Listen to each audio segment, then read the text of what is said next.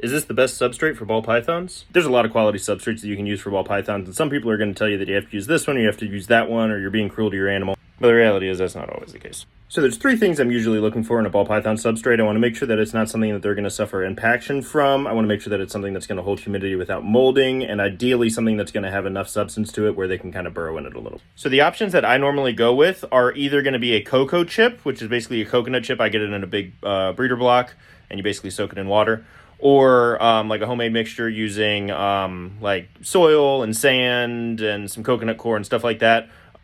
Paper towel and newspapers are good for a quarantine type situation, or if you're trying to keep a real close eye on the animal. I use it a lot of times for like my baby snakes when I'm monitoring them pretty closely after they hatch. Long term for your pet though, I would go with something like a coconut chip or a custom mixture. Also stay away from aspen. It's not as bad as everybody makes it seem to be, but it does mold fairly easily. So if you're keeping your humidity where it needs to be for your ball python, you're going to wind up having mold and mildew issues.